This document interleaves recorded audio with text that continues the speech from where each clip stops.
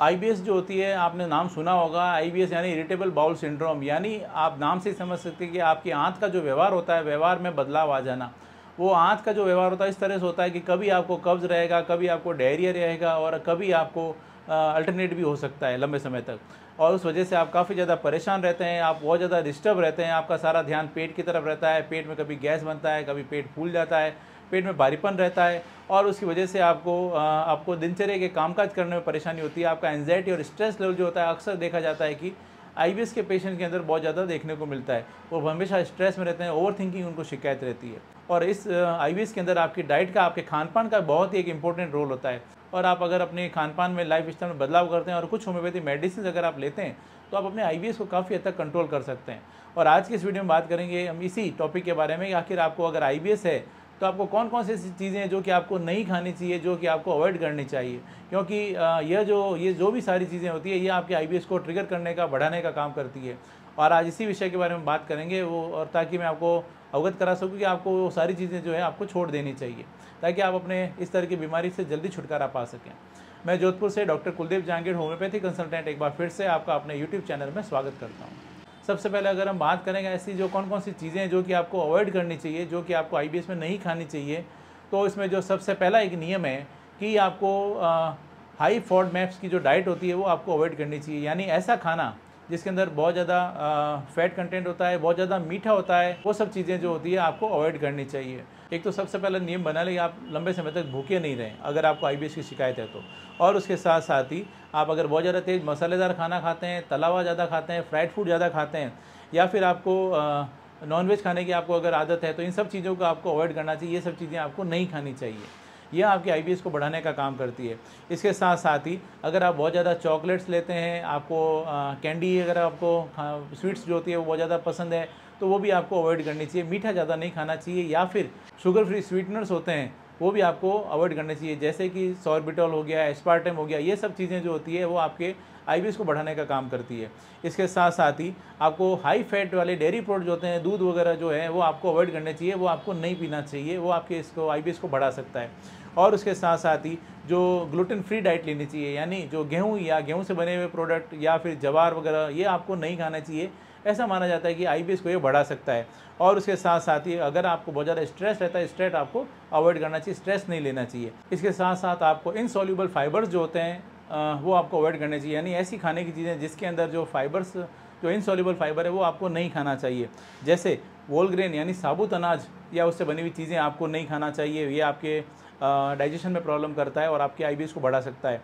उसके साथ साथ ही आपको जो बादाम और अखरोट और जो अंजीर होती है वो भी आपको अवॉइड करनी चाहिए, क्योंकि ये भी ऐसा माना जाता है कि आपके आईबीएस को बढ़ा सकते हैं। और उसके साथ साथ ही आपको सब्जियों में गोभी, पत्ता गोभी, फूल गोभी, ब्रोकली, ये आपको अवॉइड करनी चाहिए, क्योंकि इसके अंदर भी ऐसा माना जाता है कि इनसॉल्युबल फाइबर जो होता है वो ज़्यादा होता है और ये आपके आईबीएस को बढ़ा सकते हैं। साथ ही साथ बीन्स, दालें और जो फली वाली जो दालें होती है, यह भी जो होती है, यह भी आपके क्योंकि इसमें फाइबर की मात्रा बहुत ज़्यादा होती है, प्रोटीन की मात्रा ज़्यादा होती है, तो ऐसा माना जाता है कि ये आपके आईबीएस को बढ़ा सकती है, ट्रिगर कर सकती है। इसलिए अगर आपको आईबीएस है तो थोड़ा सा सोच समझ कर खाएं, और एक बार अगर आपको थोड़ा सा ट्राई करें, अगर आपको तकलीफ़ नहीं है तो थोड़ा सा कम मात्रा में आप ले सकते हैं। अदरवाइज़ आपको आईबीएस में है तो ये प्रॉब्लम जो होती है वो आपको बढ़ सकती है इसको लेने से। इसके साथ साथ ही हाईली प्रोसेस्ड फूड जो होता है, जिसके अंदर बहुत ज़्यादा साल्ट होते हैं, बहुत ज़्यादा प्रिजर्वेटिव्स होते हैं, वो आपको अवॉइड करने चाहिए, वो आपको नहीं खाने चाहिए। चिप्स हो गया, फास्ट फूड हो गया, पिज़्ज़ा, बर्गर, ये सब चीज़ें जो होती है खाने पीने में आपको अवॉइड करनी चाहिए, नहीं खानी चाहिए, क्योंकि ये आपके आईबीएस को बढ़ा सकते हैं। इसके साथ साथ ही सब्जियों में आपको रॉ ऑनियन, रॉ गार्लिक, ये आपको नहीं खाना चाहिए, यानी कच्चा लहसुन और प्याज आपको नहीं खाना चाहिए। और उसके साथ साथ ही जैसा मैंने बताया था, फूल गोभी, पत्ता गोभी, ब्रोकली वगैरह, ये आपको नहीं खानी चाहिए। और इसके साथ अगर हम बात करें फ्रूट्स की, तो फ्रूट्स में बहुत ज़्यादा जो मीठे फल होते हैं जिसमें फ्रक्टोज़ की मात्रा ज़्यादा होती है, वो आपको अवॉइड करनी चाहिए, जैसे एप्पल, तरबूज, पियर, मैंगो, ये आपको नहीं खाने चाहिए, क्योंकि यह आपके आईबीएस को बढ़ा सकते हैं। दोस्तों, इसके अलावा आपको अगर बहुत ज़्यादा नॉनवेज लेते हैं तो आपको बिल्कुल स्ट्रिक्टली बंद कर देना चाहिए। अगर आप बहुत ज़्यादा स्ट्रेस लेते हैं तो वो भी आपको नहीं लेना चाहिए। अगर आप बहुत ज़्यादा अल्कोहल लेते हैं, बहुत ज़्यादा चाय लेते हैं, बहुत ज़्यादा कॉफ़ी लेते हैं, कोल्ड ड्रिंक्स लेते हैं, सोडा लेते हैं, तो यह आपके आईबीएस को बढ़ाने का काम करते हैं। इसलिए यह भी आपको अपने रूटीन में अगर आप लेते हैं तो आप उसको अवॉइड करें, नहीं लेना चाहिए। दोस्तों यह आपके कुछ खाने पीने में बदलाव है जो कि आपको अवॉइड करने चाहिए, नहीं खाने चाहिए। अगर आप ये सारी चीज़ें खाने पीने में अवॉइड करते हैं तो आप अपने IBS को काफ़ी हद तक कंट्रोल कर सकते हैं। अब अगर मैं शॉर्ट में जानकारी दूँ ऐसी कौन सी चीज़ें हैं जो कि आप खा सकते हैं, तो इसमें आपको जो लो फॉडमैप्स की जो डाइट है, जिसके अंदर बहुत ज़्यादा मीठा नहीं होता है, ज़्यादा फैट नहीं होती है, वो आप ले सकते हैं, उसको आप फॉलो करें। और इनसॉल्युबल फाइबर्स को आप हटाकर जो सॉल्युबल फाइबर होते हैं वो आप लें।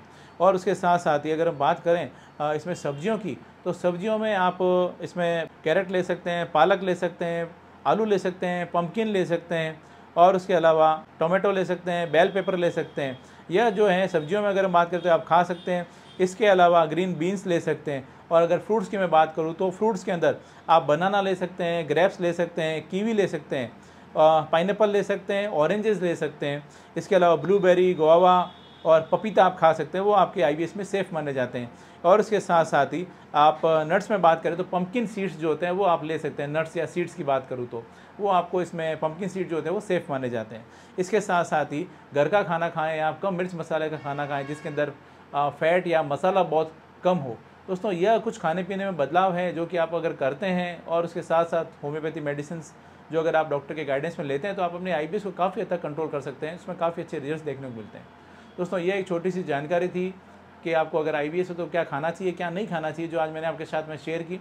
मैं उम्मीद करता हूँ आज मैंने आपके साथ में जो भी जानकारी शेयर की आपको ये पसंद आई है और आपके लिए फ़ायदेमंद साबित होगी। इसी तरह मेरे साथ जुड़े रहें, इस चैनल को सब्सक्राइब करें, बेल आइकन जरूर दबाएं ताकि जैसे भी नेक्स्ट वीडियो अपलोड करूँ आपके पास उसका नोटिफिकेशन आ सके। Thank you.